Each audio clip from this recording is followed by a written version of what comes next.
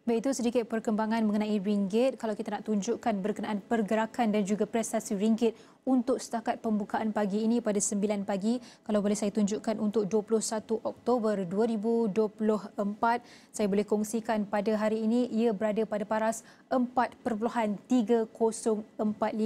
Kalau kita boleh zoomkan sikit, kita dapat saksikan kalau mengikut graf ini, kalau graf itu menurun, ini menandakan pengukuhan nilai ringgit. Kalau graf itu menaik, ia menunjukkan penyusutan nilai ringgit. Kalau kita dapat lihat di sini untuk setakat bermula pada lebih kurang pada bulan 5 bulan Mei 2024, kita dapat saksikan penurunan graf iaitu pengukuhan nilai ringgit yang agak lama jangkanya daripada bulan Mei sehinggalah pada bulan September dan juga awal Oktober, lebih kurang 5 bulan, sekitar 5 bulan, dan kita dapat saksikan pada lebih kurang Oktober, awal bulan Oktober, pengukuhan ataupun penyusutan nilai ringgit itu berlaku atas beberapa faktor. Antaranya adalah kebimbangan mengenai kadar faedah, penurunan ataupun pemotongan kadar faedah di Amerika Syarikat, dan antara lain adalah berkenaan dengan konflik di Asia Barat ataupun konflik geopolitik yang berlaku pada ketika ini yang sedang memburuk ataupun sedang di peringkat yang orang kata membimbangkan. Namun kalau berikut mengikut keputusan ataupun berita yang disampaikan tadi, nilai ringgit itu bertambah baik, namun dia masih berada pada paras orang kata yang mendatar pada ketika ini pada 4.3 kerana pengukuhan ataupun kebaikan di nilai dolar Amerika di sana, di Amerika Syarikat. Jadi nilai ringgit itu kekal pada 4.3045 kalau kita dapat saksikan di sini. Namun kalau boleh saya kongsikan juga berkenaan di mana nilai ringgit itu menyusut yang paling ketara, yang paling rendah menghampiri 4.8 berbanding dengan $1 Amerika adalah di 3 titik ini, di 3 poin ini. Kalau boleh saya tunjukkan, lebih kurang 4.7861 di titik yang paling rendah, 4.7 menghampiri 4.8, tapi tak keluar pula bila tarikhnya, selalunya dia keluar, tapi tak apa, itu adalah lebih kurang kalau boleh saya tunjukkan di sini lebih kurang Februari 20 lah, 20 hari bulan 2 tahun ini 2024. Itu adalah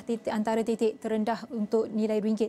Kalau antara lain yang boleh saya tunjukkan adalah lebih kurang bulan April. Sebelum bulan Mei itu, dalam lebih kurang 18 April 2024, nilainya adalah 4.7880, dan itu antara yang kita dapat kata disebabkan beberapa faktor di Amerika Syarikat juga, dan juga berkenaan dengan peperangan yang berlaku di Asia Barat ataupun antara Israel dan juga Palestin.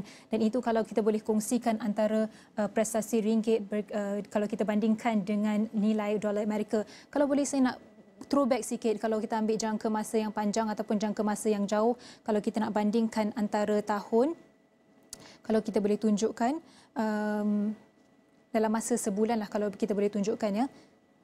Okey, tapi dia keluar tahun, tak apa, kita akan tunjukkan perbandingan antara tahun sebelum pandemik dan juga selepas pandemik. Kalau kita boleh tunjukkan sini pada tahun 2020 adalah fasa memasuki fasa orang kata endemik, memasuki fasa pemulihan. Kalau kita dapat saksikan nilai ringgit itu mengukuh seketika lebih kurang pada awal tahun 2020, lebih kurang pada 27 Januari ataupun 3 Februari, kita dapat saksikan nilai ringgit itu agak mengukuh dalam 20 Januari pada 4.0551. Ya, ini berkenaan ataupun ini kesan daripada pandemik ataupun penutupan ekonomi. Jadi nilai ringgit itu mengukuh. Namun apabila hampir memasuki 2021, ya, ekonomi juga telah dibuka, nilai ringgit itu melemah pada tahap lebih kurang kalau kita boleh tunjukkan di sini, dia tak detect, tak apa. Lebih kurang kalau kita boleh tunjuk 4.4 lah, kalau boleh saya tunjukkan 4.4327 pada bulan Mac 2020.